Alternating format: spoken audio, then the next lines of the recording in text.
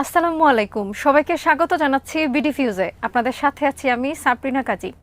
বিশ্বের তৃতীয় বৃহত্তম মুসলিম জনসংখ্যা রয়েছে ভারতে। সংখ্যায় তারা ২০ কোটি ছাড়িয়ে গেছে অনেক আগে। কিন্তু বিশাল ভারতে এত বৃহৎ একটা সম্প্রদায়ের জাতীয় ভিত্তিক বড়সড় কোনো রাজনৈতিক দল নেই, জাতীয় ভিত্তিক কোনো নেতাও নেই। কিন্তু আঞ্চলিক রাজনীতিতে মুসলমানদের কয়েকটি দলের যথেষ্ট প্রভাব আছে। এর একটি হচ্ছে আসামের all India United Democratic front. এই দল এবং দলটির নেতার নানা দিক নিয়ে আজ আমরা আলোচনা করব।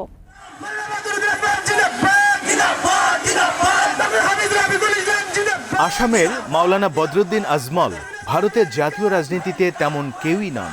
তার দল AIUDF বা অল ইন্ডিয়া ইউনাইটেড ডেমোক্রেটিক ফ্রন্টের ভারতীয় লোকসভার সদস্য আছে মাত্র একজন, সেটা তিনি নিজেই।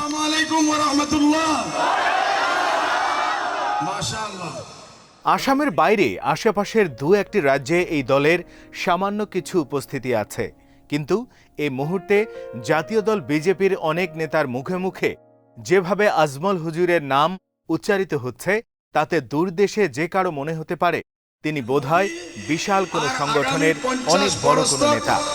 দিল্লির মসনদে আর বসতে পারে না। হেমন্ত বিশ্ব শর্মা সহ বিজেপির অনেক নেতাই বারবার বলছেন, আসামে কংগ্রেস কিংবা অন্য কোনো জাতীয় দল নয়, মাওলানা আজমলই আমাদের প্রধান প্রতিপক্ষ। প্রশ্ন উঠেছে, ঠিক কী কারণে একটি ছোট দলের এমন একজন আঞ্চলিক নেতাকে বিজেপি তাদের প্রধান প্রতিপক্ষ ভাবছে? আজমল হুজুরের শক্তির জায়গাটা কোথায়? কুমার দীপক দাস হোক আর যে হোক, বয়স ৭০ পেরিয়েছে বদরুদ্দিন আজমলের। মাত্র ১৫ বছর আগেও তিনি ছিলেন কেবল একজন ব্যবসায়ী।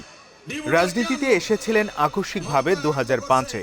ব্যবসার পাশাপাশি তাদের পরিবারের সেবামূলক অনেক কাজ ছিল এবং আছে।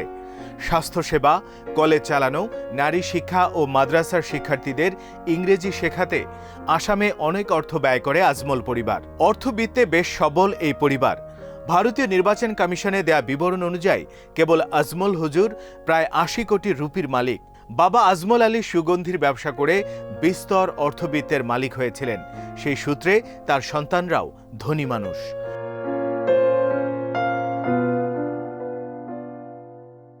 মধ্য আসামের হোজাইয়ে তাদের পুরনো ভিটা। এখানেই ১৯২৩-এ জন্ম বদরুদ্দিন আজমলের বাবার। সেখানে আলীনগরে পড়তেন তিনি। এলাকাটিতে প্রায় ৭০% বাংলাভাষীর বাস। বহুকাল ধরে তারা এখানেই আছেন।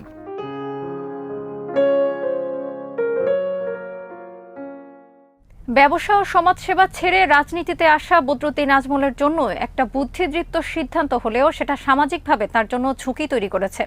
আসামের রাজনীতিতে মুসলমানদের বড় অংশ থাকে ব্রহ্মপুত্রের চরাঞ্চলে। অর্থনৈতিকভাবে বেশ পিছিয়ে তারা। জনসংখ্যার ৩০%-এর বেশি মুসলমান, হিস্যার প্রায় ৬৫%ই চরের এই মুসলমানরা, স্থানীয়ভাবে যাদের বলা হয় মিয়া মুসলমান।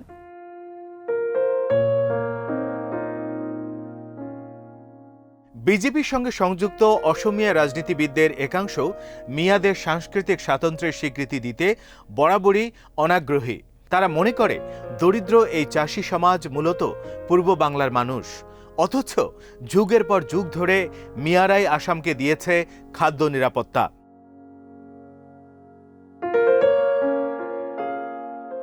মাওলানা ভাসানী আসাম ছাড়ার পর থেকে এরকম জনগোষ্ঠী নেতৃত্বহীন ছিল। বদরুদ্দিন আজমল ২০০৫-এ সেই শূন্যতা পূরণ করতে নামেন।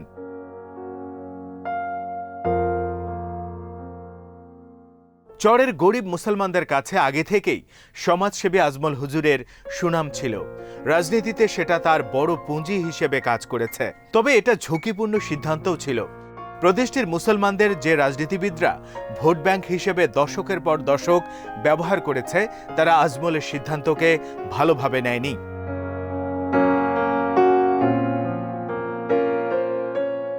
বদরুদ্দিন আজমল দেওবন্দে আরবি ধর্মতত্ত্বে ফাজিল পর্যন্ত পড়েছেন। তবে দল করার সময় তিনি মুসলমানদের পাশাপাশি পিছিয়ে পড়া হিন্দুদেরও এক কাতারে আনার চেষ্টা করেন।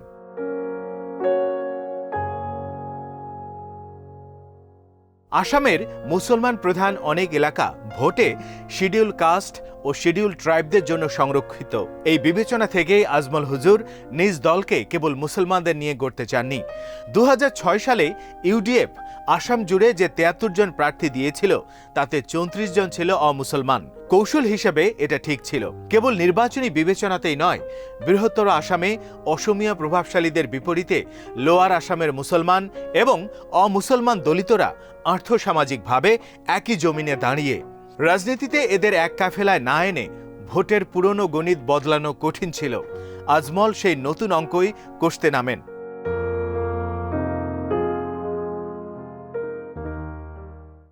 দু রাজ্য নির্বাচনে ইউডিএফ 126 আসনের বিধানসভায় 10টি আসন পায়।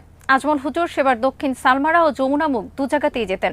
2011 সাল থেকে 18 পর্যন্ত এভাবেই তিনি বিজয়ী হয়েছেন। সেবার তারা বিধানসভায় প্রধান বিরোধী দল হয়ে যায়।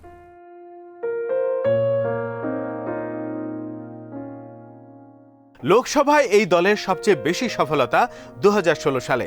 রাজ্যের 12টি আসনে 3টি আসন পায় তারা ওই বছর। পরের নির্বাচনে আবার একটিতে চলে আসে। কেবল ধুবড়ীতে মাওলানা আজমল জেতেন প্রায় 40,000 ভোটের ব্যবধানে।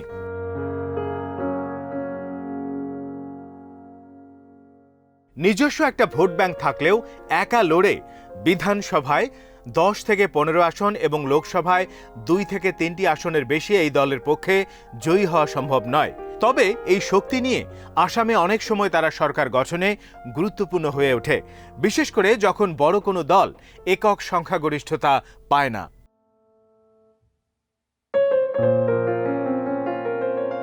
আজমল হুজুর আসামে গরিব পিছিয়ে পড়া একাংশ মানুষের নেতা। তিনি যাদের সমর্থন পাচ্ছে তারা সবাই অতীতে কংগ্রেসের ভোটার ছিল। এদের ভোটেই কংগ্রেস অতীতে দশকের পর দশক আসাম শাসন করেছে। ফলে রাজনীতিতে নেমে কংগ্রেসের জন্য অস্তিত্বের সংকট তৈরি করেছেন আজমল। তিনি প্রথম যখন লোকসভায় জিতেন সেটা কংগ্রেসের এমপি আনোয়ার হোসেনকে হারিয়ে। যেবার দক্ষিণ শালমারায় হারেন সেটাও কংগ্রেসের প্রার্থী ওয়াজেদ আলী চৌধুরীর কাছে। এসব অভিজ্ঞতার কারণে রাজনৈতিক জীবনের শুরু থেকে আজমল হুজুরকে বিজেপির মতো কংগ্রেসও সহ্য করতে পারত না, কটু কথা বলতো। তবে এবার কংগ্রেস নির্বাচনে এই হুজুরকে সঙ্গে নিয়েছে।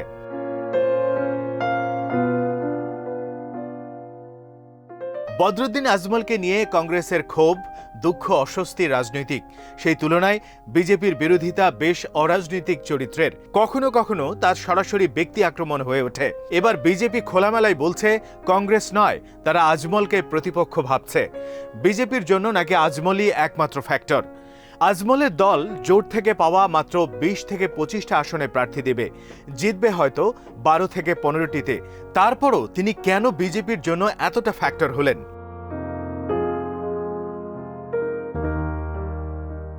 তার কারণ লুকিয়ে আছে হুজুরের নির্বাচনী কৌশলে।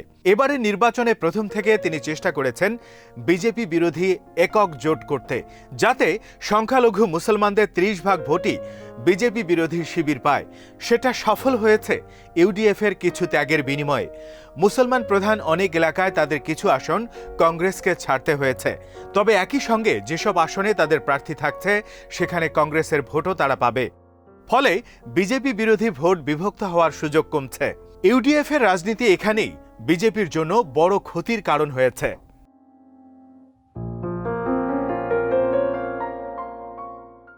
বদরুদ্দিন আজমলের সঙ্গে কেবল কংগ্রেস নয়, স্থানীয় বামপন্থীদেরও জোট হয়েছে এবার। আসামে বামরা এখন আর শক্তিশালী নয়, কিন্তু তাদের পেয়ে এই জোটের নৈতিক জোর বেড়েছে। এই জোটে আছে প্রভাবশালী এক জাতিসত্তা বড়রাও। কিছু এলাকায় তাদের ভোট অনেক। এরকম বহু মতাদর্শের বৈচিত্র্যপূর্ণ জোটকে নিয়ে বিজেপির বেশ সমস্যা।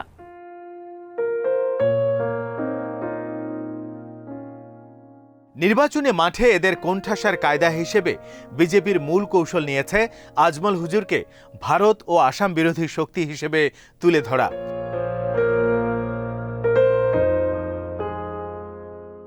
আজমলের দীর্ঘ দাড়ি টুপি, পাঞ্জাবি, দেওবন্দের শিক্ষা জীবন, তার মুসলমান ভোট ব্যাংক সব মিলিয়ে এবং সঙ্গে কিছু অসত্য তথ্য যুক্ত করে এমনভাবে তুলে ধরা হয় যাতে আসামের পুরো ভোটই হিন্দু মুসলমান দুই ধারায় ভাগ হয়ে যায়।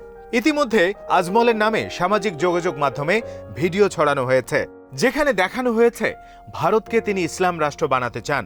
কিন্তু ইন্ডিয়া টুডে, অল্ট নিউজ ইত্যাদি সংস্থার ফেক নিউজ ওয়ার রুমে তদন্তে সাক্ষ্য মিলেছে এসব ভিডিও মিথ্যা।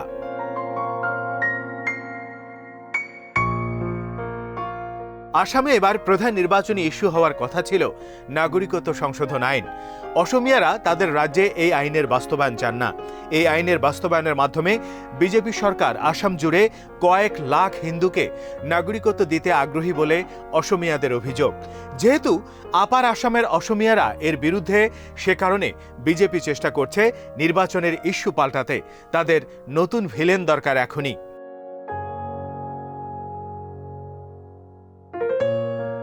আজমল দরিদ্র ও বাংলাভাষী মিয়া মুসলমানদের এরকম ভিলেন হিসেবে পুরনো সস্তা বিকল্প। ভাষা, ধর্ম, পোশাক, খাদ্যাভ্যাস মিলিয়ে আজমল ও মিয়াদের সহজেই পূর্ব বাংলার অভিবাসী মুসলমানদের ঐতিহাসিক প্রতীক হিসেবে দেখানো যায়।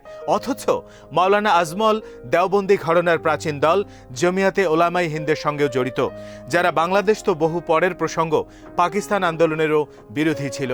ভারত ভাগই চায়নি তারা।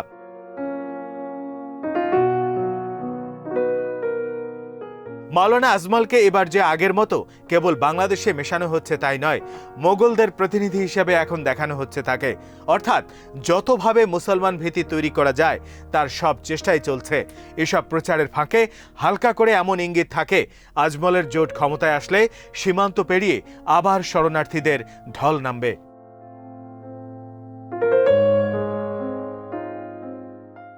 ভীতি তৈরির এই রাজনীতি আসামে বহু বছরের পুরনো এক দৃশ্য। এবার তার তীব্রতা বেড়েছে কেবল। আগের মতোই মূল জনগোষ্ঠী অসমিয়া ভোটাররা আবারও এরকম নির্বাচনী প্রচারণাতেই বিভ্রান্ত হবে কিনা সেটাই দেখার অপেক্ষায় থাকতে হবে মে মাসের 2 তারিখ পর্যন্ত। আজ এখানেই শেষ করছি। সবাই ভালো থাকুন, সুস্থ থাকুন আর দেখতে থাকুন বিডি ভিউজ। চ্যানেলটি ভালো লাগলে সাবস্ক্রাইব করুন। সংযুক্ত থাকুন আমাদের ফেসবুক পেজে। আল্লাহ হাফেজ।